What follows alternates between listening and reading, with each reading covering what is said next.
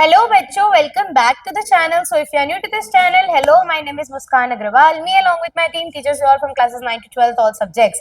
So, now we are starting off with chapter number 4 for class 9th, which is The Wind, again a poem. And this is written by an Indian author, Subramania Bharati. And ये represent करता है कि कैसे जब बारिश के पहले जो हवा चलती है, हवाएं चलती है और कैसे वो चीजों को डिस्ट्रॉय कर देती है, और उसके बारे में ये पोएम है. तो इसका लाइन टू लाइन हम एक्सप्लेनेशन देखेंगे. And rhyming scheme, again I am saying this, that rhyming scheme of every poem is very important. You guys are now in class 9 not in 8th, and rhyming scheme is very important. I have already made a video on it, that how to find a rhyming scheme of any poem. You can see that in the I button or in comment section. I will pin it. Okay, so चालू करते हैं हम ये poem. Wind comes softly. अब ये जो poet है वो विंड को कहती है कि विंड, आप आते हो तो आओ, लेकिन थोड़ा सॉफ्टली आओ. Don't break the shutters of the windows. Windows के जो शटर होते हैं, कई बार जो आंधी तूफान इतनी जोर से आती है कि वो विंडोज के ग्लास ब्रेक हो जाते हैं, शटर ब्रेक हो जाते हैं. तो आप आओ तो आओ, लेकिन थोड़ा सॉफ्टली आओ, एंड जो विंडोज के शटर है उसको ब्रेक मत करो. Don't scatter the papers. अब कभी कभार क्या होता है, पेपर्स अगर आप रखे हुए ड्राइंग रूम में या कहीं पे भी, खिड़की से अगर हवा आ रही है तो पेपर पूरे इधर उधर उड़ने लग जाते हैं. तो आप मेरे पेपर्स भी स्कैटर मत करो. Don't throw down the books on the shelf. कभी कभार क्या होता है कि अगर आपके शेल्फ में बुक्स रखी है, जोर से हवा आती है खिड़की से, दरवाजे से, तो बुक्स भी गिर जाती है, तो वो भी मत करो. There look what you did, you threw them all down. अब देखो तुमने क्या किया. विंड को कहते देखो तुमने क्या किया, सारी बुक्स को नीचे गिरा दिया.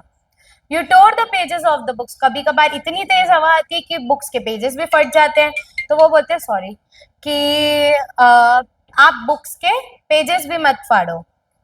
You bought rain again. अब जैसे आंधी तूफान आएगा, उसके बाद बारिश तो आएगी, विंड आती है तो बारिश तो आनी है. तो पोएट कहती है विंड से कि आप आए तो आए, साथ में बारिश भी ले आए.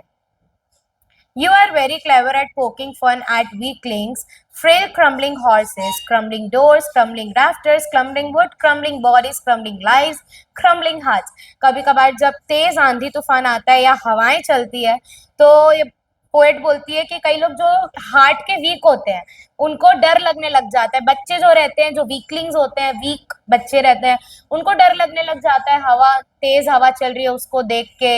एंड इतना जो तबाही वो मचाता है हवा, उसको देख के डर लगने लग जाता है. तो पोएट जो है वो बोलती है कि तुम बहुत क्लेवर हो, तुम बहुत चालाक हो, तुम जितने भी वीक लोग हैं उनको वार करते हो. तुम आते हो तो कई लोगों के घर, मतलब जो कच्चा हाउसेस वगैरह होते हैं, उनके छत उड़ने लग जाते हैं. कई लोगों के डोर्स बंद चालू, क्रम्बलिंग मतलब कि ऐसे शट एंड ओपन ऐसे होने लग जाते हैं. एंड कई लोग कमलिंग, जो लोग पतले लोग होते हैं, बोलते हैं ना एक हवा आएगा तो उड़ जाएगा, तो वैसे ही आप किसी किसी की बॉडीज, क्रम्बलिंग बॉडीज को भी वुड मतलब लीव्स और वुड उड़ते रहते हैं हवा के साथ, आंधी आती रहती है, तो वो सब चीजें आप करते रहते हो. The wind god winnows and crushes them all. He won't do what you tell him. अगर आप एक्सपेक्ट भी करोगे विंड से कि वो धीरे आए, ये पेपर स्कैटर ना करे, बुक शेल्फ से बुक ना गिराए, तो भी वो ऐसा कुछ नहीं करने वाला. उसको जो करना है वो करेगा ही. So come, let's build strong homes. Let's join the doors firmly. इसीलिए हमें अपना घर मजबूती से बनाना चाहिए, डोर्स को फर्मली ज्वाइन करना चाहिए. Practise to form the body. अपनी बॉडी को स्ट्रांग बनाना चाहिए कि विंड हमारा कुछ ना बिगाड़ पाए. Make the heart steadfast. हमें अपना हार्ट वीक नहीं, स्ट्रांग रखना चाहिए कि हमें लाइटनिंग, थंडर स्टॉर्म्स या विंड से डर ना लगे. Do this and the wind will be friend with us. आप ये सब करिए और विंड आपका दोस्त बन जाएगा, आपको अब विंड से डर नहीं लगेगा. The wind blows out weak fires. अब विंड उसी को डराती है जो लोग वीक होते हैं. He makes a strong fire roars and flourish. आप आग देखोगे, आग को हवा दोगे वो उतनी फैलेगी. अगर आग को आप कभी हवा दोगे, देखना वो उतनी फ्लरिश होती है, उतनी फैलती है. तो वैसे ही अगर विंड, आप स्ट्रॉन्ग बन के विंड के सामने लाइक अ फायर खड़े हो जाओगे, तो आप और ज्यादा फ्लरिश होगे. His friendship is good, we praise him every day. Wind की फ्रेंडशिप अच्छी है एंड बहुत जरूरी भी है, and we should praise him every day, we should praise it every day. तो कहीं ना कहीं पोएट ने ये रेफरेंस तो विंड का दिया है, लेकिन कह रहे हैं वो इवेंचुअली हमारे जो रिलेशनशिप्स होते हैं, हमारी जो बॉन्डिंग्स होती है उनको, कि भाई हमें अपनी बॉन्डिंग्स को इतना स्ट्रांग बनाना चाहिए, हमें हमारी फैमिली के साथ, हमारे फ्रेंड्स के साथ, हमारे कोई भी रिलेशन हो उसके साथ बॉन्डिंग्स इतनी स्ट्रांग बनानी चाहिए।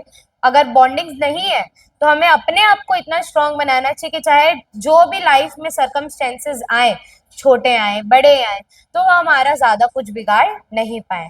तो ये था हमारा विंड चैप्टर। आई होप आपको बहुत अच्छे से समझ में आ गया होगा। तो मिलते हैं अगली वीडियो में, तब तक के लिए लाइक सब्सक्राइब करके जाना।